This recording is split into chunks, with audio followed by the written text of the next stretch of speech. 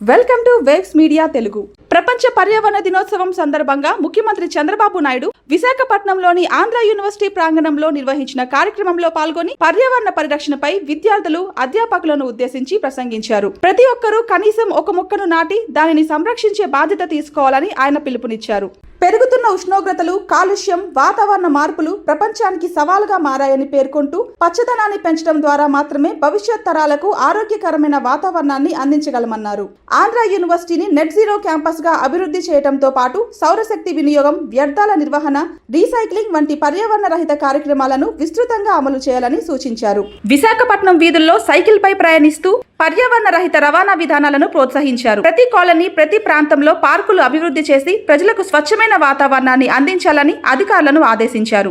యువత పర్యావరణ పరిరక్షణలో ముందుండాలని, చెట్ల పెంపకం మరియు సైకిల్ వినియోగం వంటి అలవాట్ల ద్వారా ప్రకృతిని కాపాడాలని చంద్రబాబు నాయుడు ఆకాంక్షించారు. ఒక హిస్టారికల్ యూనివర్సిటీ, నాలెడ్జ్ ఉండే యూనివర్సిటీ, ఎంతో మందిని బ్రహ్మాండమైన నాయకుల్ని తయారు చేశారు. రాజకీయ నాయకుల్ని, ఆంటర్ప్రెన్యూర్స్ని, అండర్స్ అకాడమిక్గా లీడర్స్ తయారు చేశారు. అలాంటి యూనివర్సిటీలో ఈరోజు నేను నెట్ జీరో కాన్సెప్ట్ని ఇంట్రడ్యూస్ చేసి, మీరు అన్నారు ఎండలు విపరీతంగా పెరిగిపోయినాయి, ఎన్విరాన్మెంట్ మొత్తం ఇంబ్యాలెన్స్ అయిపోయింది, ఎండలు ఎక్కువ ఉన్నాయి, లేకపోతే ఇమ్మీడియట్ థండర్ బోల్ట్స్.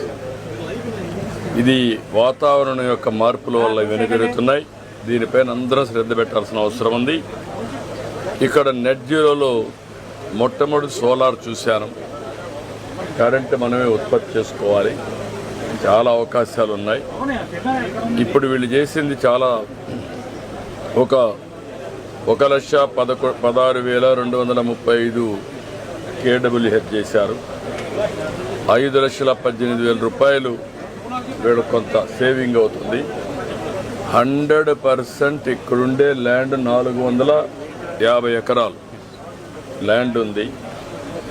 ఇందులో బిల్డింగ్ల పైన ఎక్కడెక్కడ పెట్టగలుగుతారో పెట్టి, చెట్లు పెట్టే ప్లేస్లో కాకుండా 100% యూనివర్సిటీకి కావాల్సిన కరెంటు వీళ్ళే ఉత్పత్తి చేసుకోవాలి.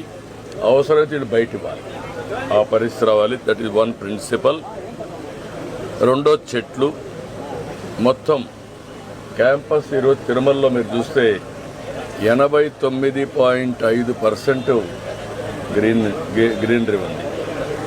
దానివల్ల ఈరోజు అక్కడ పోతే ఒక మ్యాక్సిమం డిఫరెన్స్ కనపడుస్తుంది. ఎండలకు టెంపరేచర్ కానీ, ఎండలు కానీ, ఇవన్నీ కూడా చాలా డిఫరెన్స్ వస్తాయి. ఇక్కడ 100% దాజీ అని హైదరాబాద్లో బ్రహ్మాండంగా చేశారు, వారిని కూడా పెట్టుకున్నాం. ఇక్కడ బయోడైవర్సిటీ పార్క్ కింద యూనివర్సిటీ తయారు కావాలి. ప్రపంచంలో ఉండే చెట్లన్నీ తీసుకొచ్చి అవన్నీ పెట్టి పిల్లలకి ఇది ఒక ఎక్స్పీరియన్స్ సెంటర్ కావాలి. అది కూడా ఒక డైరెక్షన్ ఇచ్చాం. మూడోది solid waste management, circular economy.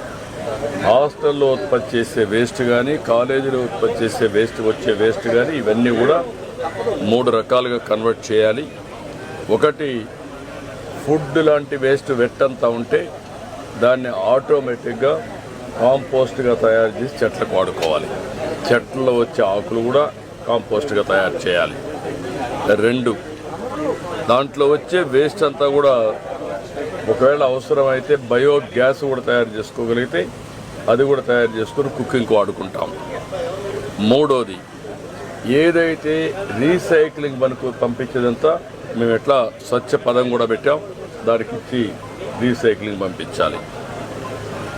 మూడోది, దేనికి పనికిరాని చెత్త ఇక్కడే ఎనర్జీ ప్లాంట్ పెట్టాం, వేస్ట్ ఎనర్జీ అక్కడే పంపించాలి. ఈ 3 కూడా పాలసీస్ వారికి ఇచ్చాను. వేస్ట్ వాటర్ మేనేజ్మెంట్, STPలు పెట్టాలి. నెట్ జీరో, ఎక్కడ కూడా ఒక్క డ్రాప్ ఆఫ్ వాటర్ ఇక్కడి నుంచి బయట పోవడానికి వీలు లేదు. అది కూడా ట్రీట్ చేసిన తర్వాత తాగే పరిస్థితి రావాలి. కనీసం తాగడానికి స్టిగ్మా ఉంటే కనీసం దాన్ని చెట్లకు వాడుకుని చెట్లకు పెట్టే పరిస్థితి రావాలి. అది కూడా క్లియర్గా చెప్పాం. ఫైనల్గా దీన్ని PNG తీసుకురావాలి. PNG వచ్చి గ్యాస్ పైపులో వచ్చే గ్యాస్ ద్వారా వంటలు చేయాలి, అవన్నిటి కూడా పెట్టాలి. ఎలక్ట్రికల్ స్టవ్స్ పెట్టుకోవాలి.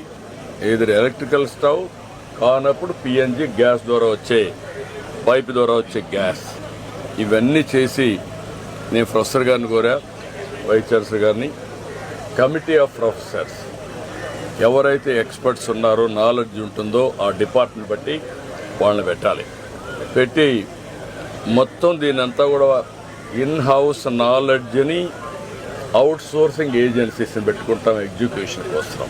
వాళ్ళని పెట్టి వీళ్ళు చేపిస్తారు. ఈ రెండు చేసిన తర్వాత యూనివర్సిటీ అనేది ఒక ఎక్స్పీరియన్స్ సెంటర్గా ఉండాలి. పిల్లలు ఇక్కడ బయోడైవర్సిటీ పార్క్ పెట్టాం, ఇక్కడికి వస్తే ఒక స్ట్రెస్ బరస్టర్ కింద ఉండాలి, ఒక అనుభవం కింద ఉండాలి. వాళ్ళు they have to love to study here. అలాంటి వాతావరణం క్రియేట్ చేయాల్సిన అవసరం ఉంది. స్టూడెంట్స్కి ఇది ఒక నాలెడ్జ్ అక్విజిషన్ హబ్గా కావాలి, నేర్చుకునే పరిస్థితి రావాలి. ఎక్కడ పోయినా జీవితంలో ఇది ఒక మార్పు తీసుకురావాలి. మూడవది, ఇది యూనివర్సిటీ ఒక మోడల్ యూనివర్సిటీ కావాలి. 4, ఏదైతే university all colleges, affiliated colleges అన్నిటికీ వీళ్ళు గైడ్ చేయాలి. ఇమ్మీడియట్గా they have to take it up, they have to guide all universities and they have to get it done. దానికి ఏమేమి కావాలో వర్కౌట్ చేసుకుంటారు. ఇంకొక పక్కన top 3 universities in the world నాలెడ్జ్లో లేకపోతే టాప్ 10 or 20లో పెట్టుకొని ఆ స్థాయికి యూనివర్సిటీ చేరాలి. Premises one of the best premises. Location nobody will get this type of location happening. Visakhapatnam is next level now. ఇవన్నీ వచ్చినప్పుడు యూనివర్సిటీ కూడా ఆ స్టేజ్కి వెళ్లాల్సిన అవసరం ఉంది. ఒక బ్లూ ప్రింట్ తయారు చేస్తారు. అవసరమైతే ప్రతి ఒక్క స్టూడెంట్ కూడా యాక్షన్ ప్లాన్లో భాగస్వాములు కావాలి. వాళ్ళకందరికీ ఇచ్చిన తర్వాత వాళ్ళు కూడా ఐడియాస్ ఇస్తే అవి కూడా తీసుకొని ఇంటిగ్రేట్ చేసి లెక్చరర్స్, ఆల్ స్టాఫ్, అదే సమయంలో స్టూడెంట్స్ అందరూ కలిసి దీన్ని తయారు చేస్తారు. రెండవది, ఈరోజు ఎన్విరాన్మెంట్ డే కాబట్టి నేను కూడా సైకిల్లో వెళ్తాను.